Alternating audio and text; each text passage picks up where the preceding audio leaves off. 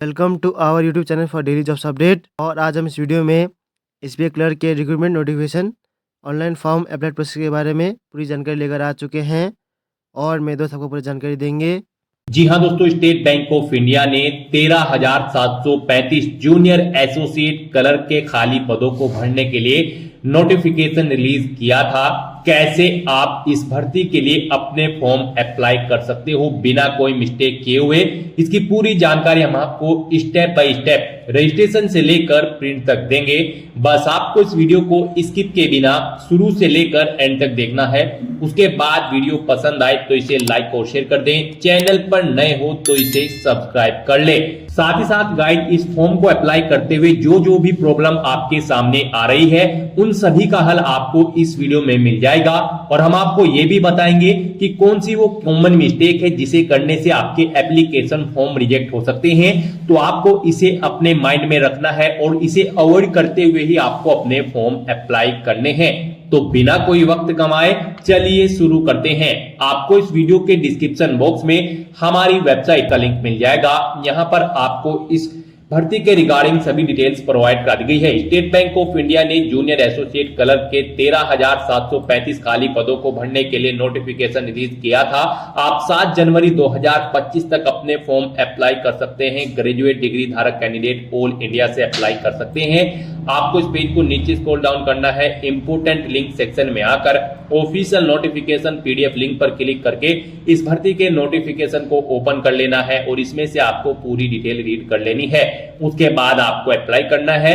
Apply के लिए भी आपको हमारी वेबसाइट के इसी पेज पर ही अप्लाई ऑनलाइन का लिंक दिया गया है। जैसे ही आप इस लिंक पर क्लिक करेंगे तो आपके सामने एसबीआई का ये ऑफिशियल पोर्टल ओपन होगा। गाइस, यहां पर अगर आपने पहले से रजिस्ट्रेशन कर रखा है तो आपको अपना रजिस्ट्रेशन नंबर एंटर करना है, पासवर्ड एंटर करना है, ये सिक्योरिटी कोड एंटर करना है और सबमिट बटन पर क्लिक करके अपने डैशबोर्ड में लॉगिन करके आपको अपना फॉर्म अप्लाई कर देना है। और अगर आप इस भर्ती के लिए फर्स्ट टाइम अप्लाई करने जा रहे हो तो सबसे पहले यहां पर आपको अपना रजिस्ट्रेशन करना होगा। उसके लिए यहां पर आपको click here for new registration ये टैब दी गई है। आप इस टैब पर क्लिक करें, रजिस्ट्रेशन का फॉर्म ओपन होगा। यहां पर आपको सबसे पहले अपना फर्स्ट नेम एंटर करना है, फिर उसे आपको कंफर्म कर लेना है एक बार फिर से एंटर करके। उसके बाद अगर आपका मिडिल नेम और लास्ट नेम है तो यहां पर आप एंटर कर दें, नहीं है तो इन कॉलम्स को खाली छोड़ दें। फिर यहां पर आपको अपना 10 डिजिट का मोबाइल नंबर एंटर करना है। उसके बाद आपको उसे कंफर्म कर लेना है। फिर अगर आपका कोई अल्टरनेट मोबाइल नंबर है तो वो एंटर करें, नहीं है तो इस कॉलम को भी खाली छोड़ दें। फिर यहां पर आप अपनी ईमेल आईडी एंटर करें। यहां पर आपको अपनी ईमेल आईडी के शुरू के कैरेक्टर एंटर करने हैं और @ के सामने इस कॉलम में से आपको डोमेन नेम सिलेक्ट कर लेना है और फिर आपको अपनी कंप्लीट ईमेल आईडी यहां पर एंटर कर देनी है। उसके बाद यहां पर आपको ये कैप्चा कोड एंटर करना है और फिर आपको सेव एंड नेक्स्ट ऑप्शन पर क्लिक करना है। फिर आपके सामने कुछ इस तरह से इंटरफेस ओपन होगा। यहां पर आपको एक रजिस्ट्रेशन नंबर और आपका पासवर्ड प्रोवाइड करा दिया गया है। ये रजिस्ट्रेशन नंबर और पासवर्ड आपकी रजिस्टर्ड ईमेल आईडी और मोबाइल नंबर पर भी सबमिट किए गए हैं। आपको इन्हें केयरफुली नोट डाउन करके रख लेना है फ्यूचर यूज के लिए। और अब यहां पर आपको अपना फोटो और सिग्नेचर अपलोड करना है। उसके लिए यहां पर आपको गाइडलाइन दी गई है, guideline for scanning the photograph and signature. आप इस लिंक पर क्लिक करें और अपने फोटो और सिग्नेचर के साइज यहां पर चेकआउट कर लें। गाइस, यहां पर आपका फोटो 20 से 50 केबी के बीच में होना चाहिए जेपीजी या फिर जेपीजी फॉर्मेट में, और सिग्नेचर आपके 10 से 20 केबी के बीच में होने चाहिए। यहां पर व्हाइट पेपर पर ब्लैक इंक पेन से आपके सिग्नेचर होने चाहिए 10 से 20 केबी के बीच में जेपीजी या फिर जेपीजी फॉर्मेट में। तो अब यहां पर आपको अपना फोटो और सिग्नेचर अपलोड करने हैं। उसके लिए आपको यहां पर चूज फाइल बटन पर क्लिक करना है, फाइल को सिलेक्ट करना है और अपना फोटो और सिग्नेचर आपको यहां पर 1 बाय 1 करके अपलोड कर देने हैं। उसके बाद आपको नेक्स्ट ऑप्शन पर क्लिक करना है। उसके बाद आपके सामने कुछ इस तरह से इंटरफेस ओपन होगा। अब यहां पर आपको अपनी बेसिक डिटेल देनी है, क्वालिफिकेशन, एक्सपीरियंस और लैंग्वेज की डिटेल प्रोवाइड करानी है। अब यहां पर आपको सबसे पहले अपना सर्कल सिलेक्ट करना है, किस सर्कल के लिए आप इस भर्ती के लिए अप्लाई करना चाहते हैं। उसके बाद यहां पर आपको अपना स्टेट सिलेक्ट करना है, किस स्टेट में आप जॉब करना चाहते हैं। यहां पर आपको सर्कल के अकॉर्डिंग स्टेट के ऑप्शन शो कर दिए जाएंगे। उसके बाद यहां पर आपको लोकल लैंग्वेज सिलेक्ट कर लेनी है प्रोफिशिएंसी टेस्ट के लिए। उसके बाद यहां पर आपको पूछा गया है कि क्या आपने 10th और 12th स्टैंडर्ड की मार्कशीट के सर्टिफिकेट में यहां पर आपके पास उस सर्किल की लोकल लैंग्वेज थी एक सब्जेक्ट के रूप में जिस सर्कल के लिए आप अप्लाई करने जा रहे हैं। तो यहां पर आपको यस ऑप्शन सिलेक्ट करना है। आपके पास उस सर्कल की लोकल लैंग्वेज की नॉलेज होनी चाहिए और 10वीं 12वीं में आपके पास एज ए सब्जेक्ट यहाँ पर वो लैंग्वेज आपके पास होनी चाहिए। तो यहाँ पर आपको यस ऑप्शन सिलेक्ट करना है। उसके बाद आपको यहाँ पर अपनी कैटेगरी सिलेक्ट कर लेनी है। उसके बाद यहाँ पर आपसे पूछा गया है अगर आपकी कोई सब कास्ट है तो वो यहाँ पर आप एंटर कर दे, नहीं है तो इसे खाली छोड़ दे। फिर यहाँ पर आपसे पूछा गया है कि क्या आप यहाँ पर ट्रेंड अप्रेंटिस है एसबीआई के, अगर है तो यस करें और फिर उसकी डिटेल दे, कब से आपने अपनी अप्रेंटिसशिप स्टार्ट की थी, क्या उसकी एंडिंग डेट है, नहीं है तो नो ऑप्शन सिलेक्ट करें। उसके बाद यहाँ पर आपसे पूछा गया है कि क्या आप यहाँ पर पीडब्ल्यूडी बेंचमार्क डिसेबिलिटी कैंडिडेट है और आपकी पीडब्ल्यूडी की परसेंटेज 40% से अबव है, अगर है तो यहाँ पर आप यस ऑप्शन सिलेक्ट करें और फिर आप अपनी डिसेबिलिटी का टाइप सिलेक्ट करके उसकी डिटेल दें, नहीं है तो यहाँ पर आप नो ऑप्शन सिलेक्ट कर लें। उसके बाद यहाँ पर आपको इस पेज को नीचे स्क्रॉल डाउन करना है। आपसे कुछ क्वेश्चंस पूछे गए हैं, इनके आंसर्स आपको यस या नो में रीड करके प्रोवाइड करा देने हैं। आपके कैरेक्टर से रिलेटेड भी यहाँ पर आपसे क्वेश्चन पूछे गए हैं। फिर यहाँ पर आपसे पूछा गया है आपका रिलीजन, आप किस रिलीजन से बिलोंग करते हो, अपना रिलीजन सिलेक्ट करें। माइनॉरिटी कम्युनिटी के अंतर्गत आते हैं तो यस ऑप्शन सिलेक्ट करें, नहीं आते हैं तो नो ऑप्शन सिलेक्ट करें। फिर यहाँ पर आपसे पूछा गया है कि क्या आप यहाँ पर रिलेक्शन चाहते हैं, अगर आप विडो हो या फिर डाइवोर्स वुमेन हो, अगर चाहते हैं तो यस ऑप्शन सिलेक्ट करें, नहीं तो नो ऑप्शन सिलेक्ट करें। उसके बाद आपसे पूछा गया है कि क्या आप ये एक सर्विसमैन है, अगर है तो यस करें और फिर उसकी डिटेल दें, नहीं है तो नो ऑप्शन सिलेक्ट करें।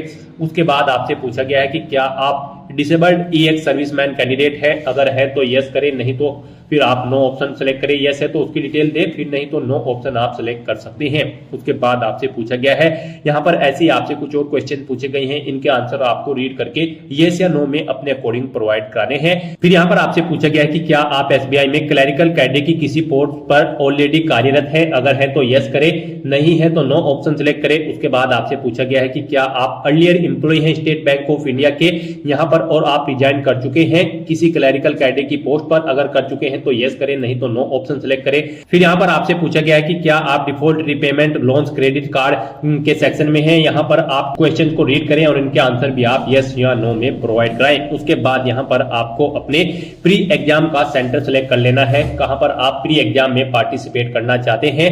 फिर आपको यहाँ पर स्टेट सेलेक्ट करने के बाद उसका स्टेट कोड ऑटोमेटिकली आपके सामने शो हो जाएगा।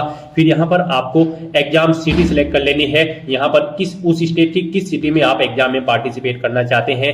फिर यहाँ पर आपको मेन एग्जाम के लिए भी अपना सेंटर सेलेक्ट करना है, पहले स्टेट सेलेक्ट करना है, फिर आपको सिटी सेलेक्ट करनी है। उसके बाद यहाँ पर आपको अपनी आईडी सेलेक्ट करनी है, उसके लिए आपको चेकबॉक्स को ओके करना है। अपना आईडी प्रूफ यहाँ पर कोई भी सिलेक्ट कर लेना है, पासपोर्ट, आधार कार्ड, पैन कार्ड, जो भी है आप ऑप्शन सिलेक्ट करें, उसका नंबर आप यहाँ पर एंटर करें। फिर यहाँ पर आपको अपना प्री और मेन एग्जाम का जो पेपर है आप किस लैंग्वेज में चाहते हैं, यहाँ पर आप ऑप्शन सिलेक्ट करें, इंग्लिश एंड हिंदी।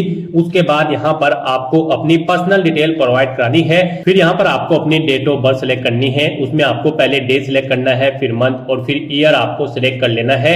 नेक्स्ट यहाँ पर आपको अपना जेंडर सिलेक्ट करना है। फिर आपसे पूछा गया है कि क्या आपके जुड़वा भाई बहन है, अगर है तो यस करें, उनका जेंडर सिलेक्ट करें और फिर उनका नाम एंटर कर दें, नहीं है तो नो ऑप्शन सिलेक्ट करें। फिर यहाँ पर आपको अपना मैरिटल स्टेटस बताना है, आप मैरिड हो, अनमैरिड हो या फिर विडो हो। उसके बाद यहाँ पर आपको अपने फादर का फर्स्ट नेम एंटर कर देना है, उसके बाद उसका मिडिल नेम एंटर करना है अगर है तो, और उसके बाद आपको अपने फादर का लास्ट नेम यहाँ पर एंटर कर देना है, अगर है तो, नहीं तो आप इन कॉलम्स को खाली छोड़ सकते हैं। उसके बाद ऐसे ही यहाँ पर आपको अपनी मदर का नाम एंटर करना है, उनका मिडिल नेम लास्ट नेम है तो वो एंटर करें, नहीं है तो इन कॉलम को खाली छोड़ दे। उसके बाद यहाँ पर अगर आप मैरिड हो तो आप अपनी वाइफ का नाम यहाँ पर या फिर हस्बैंड का नाम यहाँ पर एंटर कर सकते हो। उसके बाद यहाँ पर आपको अपना कोरोस्पोंडेंस एड्रेस एंटर करना है और फिर आपको यहाँ पर अपना परमानेंट एड्रेस एंटर करना है। और अगर आपका परमानेंट एड्रेस आपके कोरोस्पोंडेंस एड्रेस के अकॉर्डिंग सेम होगा तो आपको यहाँ पर इस चेकबॉक्स को ओके कर देना होगा, same address for correspondence. Automatically आपका परमानेंट एड्रेस आपके कोरोस्पोंडेंस एड्रेस के अकॉर्डिंग फिल हो जाएगा। उसके बाद यहाँ पर आपको जीएसटी इनवॉइसिंग एड्रेस सेलेक्ट कर लेना है। आप परमानेंट एड्रेस या फिर कोरोस्पोंडेंस एड्रेस, जिस भी एड्रेस पर कम्युनिकेट करना चाहते हैं यहाँ पर आप सेलेक्ट कर लें। उसके बाद यहाँ पर आपको आपकी कैटेगरी के अकॉर्डिंग एप्लीकेशन फीस का अमाउंट शो कर दिया जाएगा। उसके बाद यहाँ पर आपको वैलिडेट योर डिटेल्स इस ऑप्शन पर क्लिक करना है, अपनी सभी डिटेल्स वैलिडेट कर लेनी है और फिर आपको सेव एंड नेक्स्ट ऑप्शन पर क्लिक कर देना है। नेक्स्ट यहाँ पर आपको अपनी क्वालिफिकेशन, एक्सपीरियंस और लैंग्वेज की डिटेल देनी है। गाइस, यहाँ पर एसबीआई जूनियर एसोसिएट क्लर्क की पोस्ट पर अप्लाई करने के लिए आपके पास ग्रेजुएट डिग्री होनी जरूरी है किसी रिलेवेंट डिसिप्लिन के अंतर्गत किसी वेल रिकॉग्नाइज्ड यूनिवर्सिटी से, या फिर आपके पास इसके इक्विवेलेंट कोई क्वालिफिकेशन होनी चाहिए जो कि रिकॉग्नाइज हो सेंट्रल गवर्नमेंट से, प्लस आपके पास यहाँ पर integrated dual degree IDD certificate भी होना चाहिए जो कि 31/12/2024 से पहले का होना चाहिए। तो यहाँ पर आपके पास ग्रेजुएट डिग्री होनी जरूरी है। तो आप यहाँ पर अपनी ग्रेजुएशन की डिटेल प्रोवाइड करें। सबसे पहले यहाँ पर आपको सबसे पहले बताना है कि आप एप्टेड हो या फिर पास आउट है। यहाँ पर ग्रेजुएट डिग्री होल्डर कैंडिडेट या फिर एप्टेड कैंडिडेट जिनका ग्रेजुएशन में फाइनल ईयर है, वो एप्टेड है फाइनल ईयर में, वो कैंडिडेट भी यहाँ पर इस भर्ती में पार्टिसिपेट करने के लिए एलिजिबल है। तो यहाँ पर अगर आप एप्टेड हो तो एप्टेड ऑप्शन सेलेक्ट करें और फिर उसकी डिटेल दें, और अगर आप पास आउट कर चुके हो तो यहाँ पर आप पास ऑप्शन सेलेक्ट करें। उसके बाद यहाँ पर आप अपना सब्जेक्ट सेलेक्ट करें, किस सब्जेक्ट में आप अपनी ग्रेजुएशन कंप्लीट कर चुके हो या फिर कर रहे हो। उसके बाद यहाँ पर आपको कॉलेज या यूनिवर्सिटी का नाम एंटर करना है। फिर यहाँ पर आपको पासिंग डेट देनी है, कब आपने अपनी ग्रेजुएशन पास आउट की है। यहाँ पर पहले डे सिलेक्ट करें, फिर मंथ और फिर ईयर आपको सिलेक्ट कर लेना है। कितने परसेंट मार्क्स आपने यहाँ पर ऑब्टेन किए हैं वो यहाँ पर आप एंटर करें। फिर कौन सी क्लास है आपकी, फर्स्ट सेकंड या फिर पास आउट है, तो ऑप्शन सिलेक्ट करें। और गाइस यहाँ पर अगर आप ग्रेजुएशन में फाइनल ईयर में एप्टेड हो तो आप एप्टेड ऑप्शन सिलेक्ट करें, अपना सब्जेक्ट एंटर करें और यूनिवर्सिटी का नाम एंटर करें। बस यहाँ पर आपको यही डिटेल देनी होगी अगर आप लास्ट ईयर में यहाँ पर एप्टेड है। उसके बाद यहाँ पर आपको अपनी इंटीग्रेटेड ड्यूल डिग्री की डिटेल प्रोवाइड करनी है। आप यहाँ पर ऑप्शन सिलेक्ट करें, आप एप्टेड हो या फिर पास आउट हो, यहाँ पर ऑप्शन सिलेक्ट करें और उसके बाद उसकी डिटेल दे। अगर आप पास आउट हो तो यहाँ पर आप डिग्री या सब्जेक्ट सेलेक्ट करें, उसका कॉलेज का नाम या यूनिवर्सिटी दे, पासिंग डेट, कितने परसेंट मार्क्स आपने ऑब्टेन किए हैं वो एंटर करें, क्लास सेलेक्ट करें, आप फर्स्ट सेकंड या फिर पास आउट है। उस तरह से आप अपनी क्वालिफिकेशन की डिटेल यहाँ पर प्रोवाइड करा सकते हैं। उसके बाद यहाँ पर आपको अपनी एक्सपीरियंस की डिटेल प्रोवाइड करानी है। अगर आपको एक्सपीरियंस है तो यहाँ पर आप अपने एक्सपीरियंस की डिटेल प्रोवाइड कराएं, नहीं है तो इस सेक्शन को आप खाली छोड़ दें। अगर आपको एक्सपीरियंस है तो यहाँ पर आप सबसे पहले अपना नाम एंटर करें। उसके बाद यहाँ पर आप अपनी डेजिग्नेशन एंटर करें, किस डेजिग्नेशन पर आप कार्यरत थे। उसके बाद कब से कब तक आपको वर्किंग एक्सपीरियंस है वो डेट सेलेक्ट करें। फिर नेचर ऑफ ड्यूटी यहाँ पर प्रोवाइड करें। अगर आप जॉब छोड़ चुके हैं तो उसे छोड़ने का कारण दें और कितने ईयर का आपको एक्सपीरियंस है। यहाँ पर ये आपकी डेट्स के अकॉर्डिंग कैलकुलेट होकर आ जाएगा। आप यहाँ पर अगर आपको एक से ज्यादा जगह वर्किंग एक्सपीरियंस है तो आप एड मोर ऑप्शन पर क्लिक करें, एक और सेम ऐसी ही रो यहाँ पर ऐड हो जाएगी और उसमें आप अपने एक्सपीरियंस की डिटेल प्रोवाइड करा दें। उसके बाद यहाँ पर आपसे पूछा गया है कि क्या आपने प्री एग्जाम की ट्रेनिंग ले रखी है। यहाँ पर अगर ले रखी है तो आप यस ऑप्शन सेलेक्ट करें, फिर आप स्टेट सेलेक्ट करें, किस स्टेट से ली है। उसके बाद आपका स्टेट कोड ऑटोमेटिकली आपके स्टेट के अकॉर्डिंग शो हो जाएगा। फिर यहाँ पर आपको centre of pre examination training देना है, किस सेंटर पर आपने प्री एग्जामिनेशन ट्रेनिंग ली थी वो आप सिलेक्ट करें। और अगर आपने यहाँ पर ट्रेनिंग नहीं ले रखी है तो यहाँ पर आप नो ऑप्शन सेलेक्ट करें, फिर आपको ये डिटेल्स प्रोवाइड नहीं करानी होगी। उसके बाद यहाँ पर आपको अपनी लैंग्वेज की डिटेल प्रोवाइड करानी है।